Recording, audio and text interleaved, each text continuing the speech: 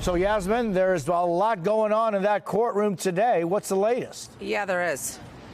There's a lot going on, to say the least. So two questions need to be answered. When this trial is actually going to take place, right? Right now, tentatively scheduled for April 15th, though there may be further delay, and we may not get that answer today.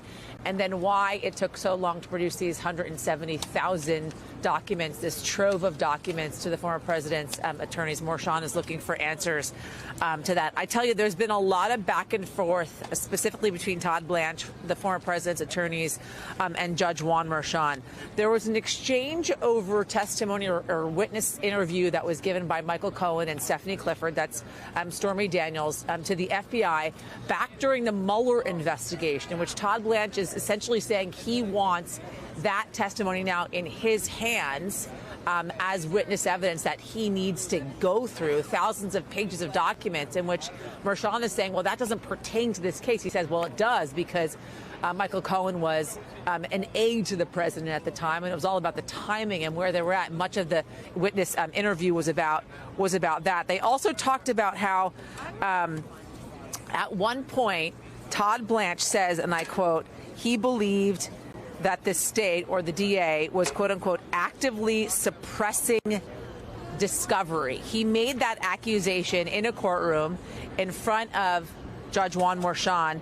And at what point Merchan says, you are literally accusing the Manhattan DA's office and the people assigned to this case of prosecutorial misconduct.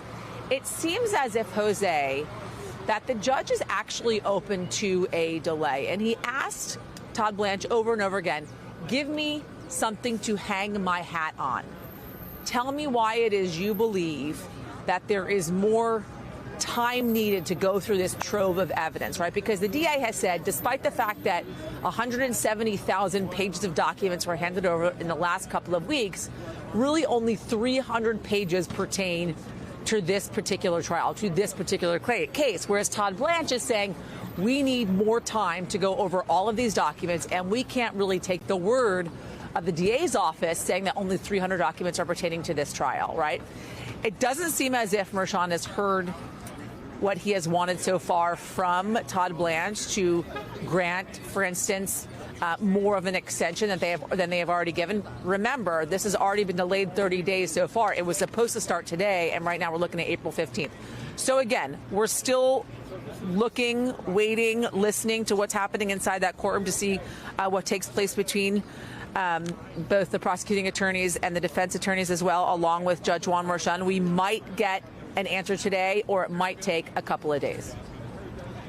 David, let's talk about this, because what Yasmin is, the picture she's painting is of kind of an uncharacteristic judge reacting in an uncharacteristic fashion for him. What kind of impact is this having, you think? Well, I'll say this is unprecedented because everything surrounding former President Trump in court is unprecedented. But at the same time, this issue is actually relatively familiar. New York, like many states over the last couple of decades, has enacted laws that say, look, before you're going to take someone to trial, you have to give them the evidence against them so that they can assess it. And if you don't give them that, then there's a potential remedy which involves a dismissal. I don't think there's any possibility of that here. I think what happened is the state prosecutors turned over what they had. They got a lot more information from federal prosecutors at what point. Then they turned that over also, and now they're in a catch-22. You want to keep the case on track, therefore you turn over everything you have. But when you turn over this many documents, it's really hard to keep the case on track. These types of motions are not uncommon this close before court, and it's also not uncommon for the judge to say, okay, I'm going to give you a little bit more time to review them, or we're going to come back here and we're going to have a trial. The only question is how long he gives them for that. And so, Tristan, how much of an impact could this late disclosure of evidence potentially have on a case? You know, we could be talking about a delay of more weeks. I don't think this is a delay of months. You know, 170,000 pages, that sounds like a lot. But for one thing, it's really very clear from what we already know of what's in those documents that most of it, the lion's share, we're talking probably 90% of this material, it appears, pertains to the prosecution of Michael Cohen by the Southern District of New York, the feds, the U.S. Attorney's Office for the Southern District of New York. They prosecuted Michael Cohen for tax evasion and that's what he went to prison for. That's what most of that material pertains to. However, that's something that they're going to have to look at and figure out exactly what to do here. This is not that much material, and lawyers are capable of going through this much material very quickly. I don't see this being something that's going to knock the case completely off the rails and say, oh, now we're not going forward until this summer. If that were to happen, that would be a real miscarriage of justice. This is something that they need maybe a week or two to look at. This is not something that should require months of delay. And so, Tristan, who decides that? Does the judge decide that in the case? Because as we were hearing, I mean, there's a possibility of dismissal or of a delay, I guess. Who decides that, and what are the options? Dismissal is not warranted here, and I don't think that's what we're going to see. It may be that Todd Blanche is accusing the DA's office of suppressing material, but we now know that that material wasn't even received by the feds until this past December. The Manhattan DA's office handed it over as soon as it had had a chance to look at everything. The defense is going to have ample time to be able to review everything. And yes, this is in the hands of Judge Marchand to basically weigh the different factors here, make sure that we're weighing the defense's need to be able to prepare its defense with the public and the prosecutor and everybody's interest constitutionally in a speedy trial. Yeah, I mean, Yasmin, Marchand wants, and you just read that part there from our producer Adam Reese inside the courtroom, but he's going back to that issue right now. Yeah, two things I want to mention here, Jose. One is what Tristan was just speaking to and kind of the breakdown of some of these documents that was brought up inside the courtroom today. There was kind of a trove of two major banking documents that were handed over to the former president's attorneys, many of which were pertaining to the initial investigation into Michael Cohen, which he subsequently then served time for. There was a trove of, say, 56,000 or so documents that were handed over to Trump's attorneys, 170 of which, and they talked about this in the courtroom today, pertain to this particular trial. There was another trove of a couple of thousand documents that were handed over as well, only two of which pertain to the shell company that was set up to pay off Stormy Daniels back in 2016.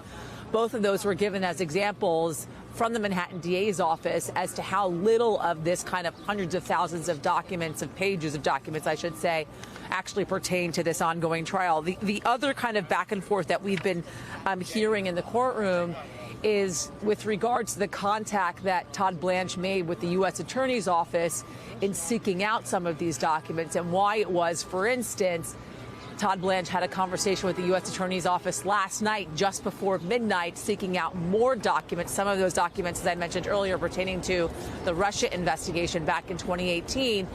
And essentially, Judge Juan Merchan saying, listen, why are you waiting to the last minute to do all of this stuff when you know it's just delaying this trial? Well, we know, right, the ultimate objective of what Todd Blanche is doing in that courtroom right now and what Trump's attorneys are continuously doing with all four criminal cases is delay, delay, delay. And that's exactly what's happening inside that courtroom right now as well, Jose. And David, delay, delay, delay has been very successful for Trump's different legal teams in all of the very different cases that he is facing.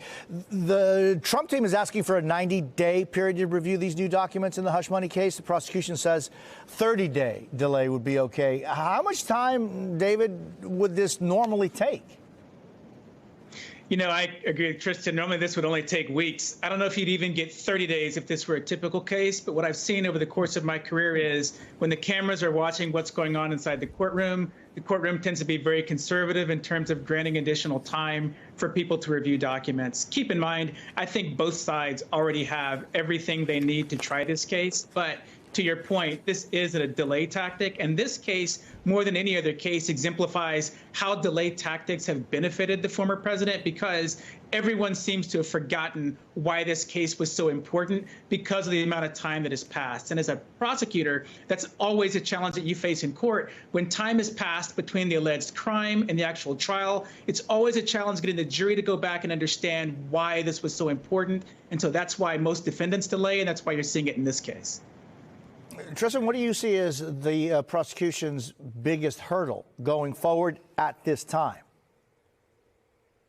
David just highlighted a big one, which is that people have forgotten about why this was such a big deal back in October of 2016. Why was Trump so eager to cover this up that he actually falsified business records by making phony legal payments to Michael Cohen, which were actually payments to Stormy Daniels, because he wanted to win the 2016 election, and he was on his last leg after the Access Hollywood tape dropped. And we're going to have to go back and remind the jury of that. I think that's really the prosecution's biggest challenge here. Otherwise, this is actually a relatively compact case. There's not a lot of facts to deal with. It's a relatively simple fact pattern. It's a relatively simple story to tell. Honestly, the prosecution's biggest hurdle overall with this has just been trying to stop Trump from continuing to throw more sand in the gears. Trump doesn't really have a lot to go on the merits here. He's trying to win dirty. That's ultimately what he tries to do when he's losing in court. I talk about this.